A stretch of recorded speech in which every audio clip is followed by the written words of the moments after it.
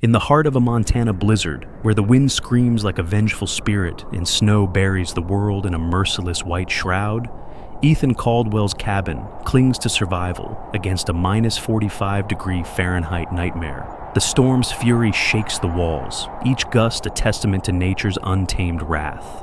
Ethan, a man carved hollow by grief, bears the weight of his sister's death like a stone lodged in his chest. He fled to this desolate refuge to outrun his past, but tonight, the wild comes knocking. Through the swirling snow, a dying mother grizzly and her 2 cubs collapse at his doorstep, their forms ghostly in the frost. The mother's ragged breaths slice through the storm's roar, her massive frame trembling as she shields her shivering cubs. Her eyes, fierce yet pleading, lock onto Ethan's through the ice-crusted window. Instinct warns of danger. A grizzly could rip him apart in seconds. Yet the cub's frail whimpers pierce his soul, echoing losses he can't escape. Open the door, and he risks it all. Close it, and they perish in the snow. One choice, one heartbeat, will define him. This isn't just a survival story. It's a raw collision of fear, compassion, and redemption. What desperate force drove this bear from her den in winter's dead heart, defying instinct to seek a human's mercy? Ethan's trembling hand hovers over the latch, his past and present fused in this frozen moment. The cub's fading breaths, the mother's unyielding gaze, the storm's relentless assault. Every second grips your soul.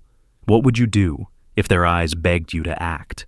In the heart of Montana's Bitterroot Mountains, where ancient pines stand sentinel and the nearest town lies 3 hours away through snow-choked trails, Ethan Caldwell's cabin teetered on the edge of a frozen abyss. The thermometer outside his frost-veiled window read -45 degrees, a bone-chilling cold that could steal the breath from a man's lungs and turn it to sparkling ice.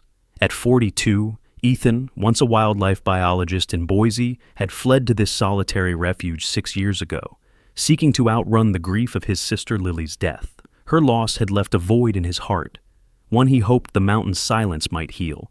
But tonight, a blizzard of biblical wrath roared through the valley, shaking the earth and burying the world in a relentless white shroud, as if the wild itself were challenging his right to exist.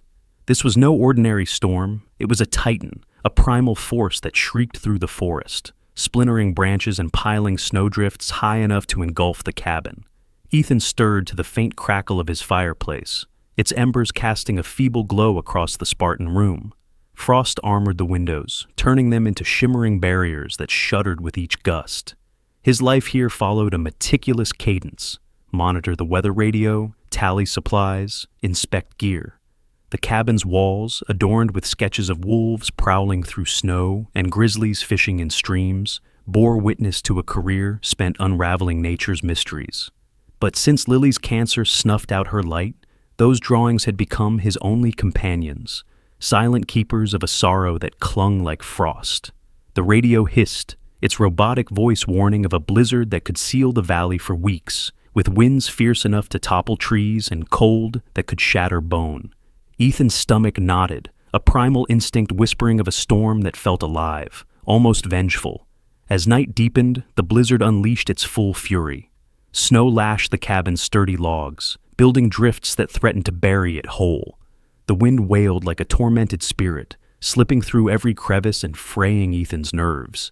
He fed the fire, its warmth a frail defense against the cold that pressed in like a predator. His satellite phone, his sole link to the world, sat charged beside an emergency radio. The nearest ranger station, 40 miles away, was a fantasy in this maelstrom. If calamity struck, Ethan stood alone, a lone spark of defiance in the wild's vast, indifferent expanse. Past midnight, the storm had erased the world beyond the cabin, transforming it into a churning void of white. Ethan sat by the fire, a weathered journal open in his lap, its pages filled with notes on the wildlife he still tracked: foxes' cunning trails, deer's silent migrations. It was his tribute to Lily, who'd hung on his stories of the wild, her eyes alight as he painted pictures of a bear's majestic stride or a wolf's mournful cry. But tonight, the journal lay untouched, his thoughts drowned by the storm's roar. A sudden thud broke the wind's ceaseless howl, jolting Ethan to his feet. It wasn't a branch or ice, It was followed by a low, guttural growl, faint but unmistakable. A bear. His pulse spiked, adrenaline sharpening his senses. In February, grizzlies should be deep in hibernation, their dens buried under snow.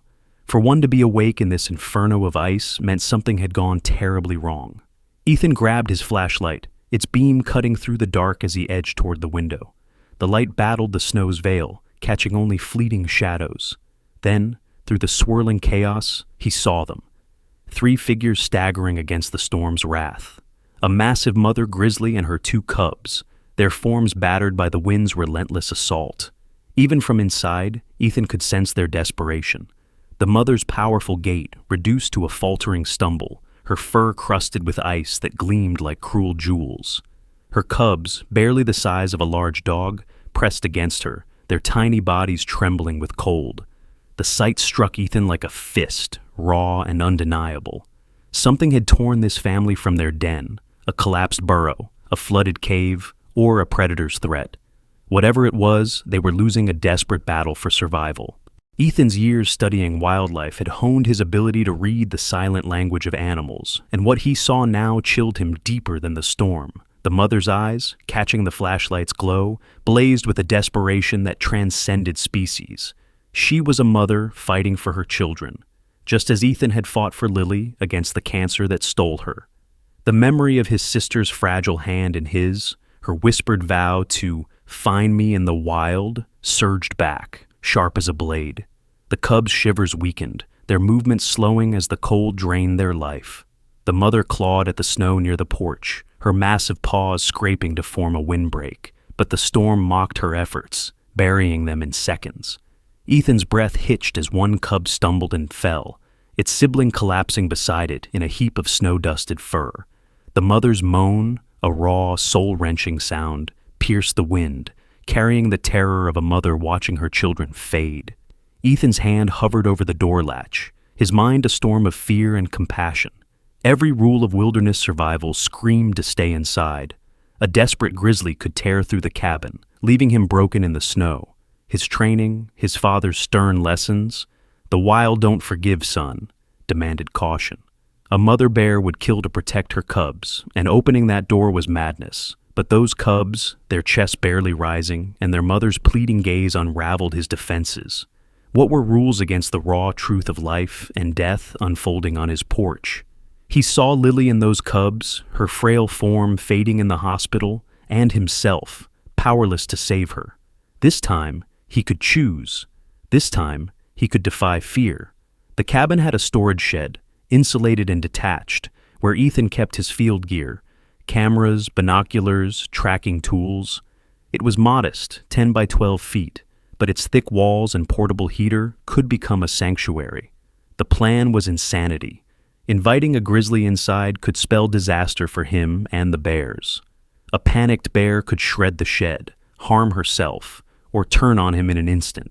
Yet, as the cub's movement stilled and the mother's eyes dulled with despair, Ethan knew hesitation meant death. He fired up the shed's heater, its hum a faint lifeline in the frozen night. He gathered blankets from his bed, piling them near the door, and steeled himself for the impossible. With a deep, trembling breath, Ethan unlatched the door. It creaked open, unleashing a blast of frigid air that stung his face and swept snow into the cabin. The bears, mere steps away, were half buried in drifts, their forms ghostly in the flashlight's beam. The mother's head lifted, her eyes locking onto Ethan's with an intensity that froze his heart. Man and beast stood suspended, bound by the storm's cruelty in a delicate, unspoken truce. Ethan's pulse roared, but he kept his voice low, almost a whisper. "Come on, Mama, let's get your babies warm." He stepped onto the porch, boots crunching in the snow, and began clearing a path to the shed. Each movement was careful, non-threatening, as if his life balanced on a knife's edge, because it did. The mother bear watched, her nostrils flaring as she tested the air. Her body was too weak to attack, her instincts blunted by exhaustion and cold. Ethan reached the shed and threw open its door, warm air spilling out in a glowing cloud of steam. The bear's head snapped up, her nose twitching as she caught the scent of heat. A beacon in the darkness. Heart pounding, Ethan draped a blanket over the cubs, bracing for a lunge. His breath caught, muscles tensed for a roar or a swipe. But the mother only sniffed the fabric, her posture softening as if she understood its intent. Ethan's hands trembled as he laid another blanket toward the shed, weaving a trail of warmth through the snow. The mother tried to rise, her legs buckling under her weight. A pitiful groan escaped her, a sound heavy with a mother's dread. She nudged one cub, then the other, but neither moved. Ethan's throat tightened, tears stinging his eyes despite the biting cold. He stepped back, giving her space, his fingers numb in the sub-zero air. With a surge of primal strength, the bear stood, swaying like a tree in the gale. Her eyes flicked between her cubs and the shed's open door, weighing trust against survival. Then, with a tenderness that belied her size, she seized the blanket in her teeth, dragging her cubs toward the warmth. Each step was agony, her muscles quivering, but her will was unbreakable. A mother's love defying the storm's cruelty. Ethan held his breath as the bear reached the shed's threshold. She paused, her massive frame filling the doorway, steam rising from her icy fur as warm air enveloped her. This was the crux. If she panicked, the tight space could become a death trap. Ethan's mind raced, a claw ripping through walls, a roar signaling attack, his blood staining the snow. But the warmth called to her, overriding fear. With a final, monumental effort, she pulled her cubs inside, collapsing beside them in a heap of fur and exhaustion. Her body curled around them, a living fortress against the cold that had nearly claimed them. Ethan eased the door shut, hands shaking in the cold and adrenaline. Through the shed's small window, he saw the mother's eyes, vigilant but softer, as if she sensed the refuge he'd provided. For hours Ethan kept watch, the storm raging outside with undying fury. The cabin's walls groaned, the cold so profound it seemed to freeze time itself. Inside the shed, a quiet miracle took root. The cubs stirred, their tiny limbs twitching as warmth seeped into their frozen bodies. The mother sniffed each one, her low rumbles filled with a relief so palpable it brought a lump to Ethan's throat. By dawn, the cubs were moving, their curiosity flickering as they nuzzled her fur. Ethan left water and dried fish near the door, careful not to startle them. The mother, cautious at first, accepted the offerings, her eyes meeting Ethan's through the window. In that glance, a fragile trust was forged, a bond born in the crucible of survival. The blizzard raged for 2 more days, an unrelenting siege that tested Ethan's resolve. He barely slept, tending the fire, checking the generator, watching the bears. The mother's strength returned, her eyes regaining their fierce clarity. Though she remained wary, her instincts sharpened by the wild. The cubs, now lively, explored the shed's confines, their playful nudges and soft grunts a stark contrast to their near-death stillness. Ethan smiled, a warmth blooming in his chest. He thought of Lily, how she'd have laughed, dubbing him the Bear Whisperer. The memory brought solace and a pang of grief, a reminder of why he'd sought the wild. On the 3rd morning, the storm relented. Sunlight pierced the clouds, glinting off a valley encased in ice, a dazzling realm of crystalline beauty. Ethan knew the time had come. The bears belonged to the wild, among the pines, beneath the boundless sky. He opened the shed's outer door, letting in crisp air and sunlight. The cubs perked up, noses twitching. The mother rose, majestic once more, a far cry from the broken creature who'd staggered to his porch. She stretched, muscles rippling, and sniffed the air, her instincts summoning her back to the forest. She paused at the threshold, her gaze meeting Ethan's. In that moment, a silent understanding passed between them, a recognition of survival against impossible odds, of compassion that transcended species. Her eyes held no threat, only a quiet gratitude, as if she knew the risk he'd taken. With a soft huff, she nudged her cubs into the snow, their playful bounds kicking up powdery clouds. Ethan watched, his chest tight with awe and loss as they moved toward the trees. The cubs tumbled over each other, their energy a testament to the life he'd helped preserve. The mother glanced back once, her silhouette framed against the pines, then led her family into the forest. Their tracks, etched in the snow, were the only trace of their visit, a fleeting mark of a miracle. Ethan lingered on the porch, the valley's silence enveloping him like a prayer. The wild had been his sanctuary, but now it pulsed with life, whispering truths of resilience and mercy. He thought of Lily, her laughter, her love for his stories. For the first time in years, the emptiness in his soul felt less vast, filled by the bears and the choice he'd made. That night, he sketched the mother bear's face in his journal, her eyes alight with gratitude, a vow to keep living, to keep fighting, as she had.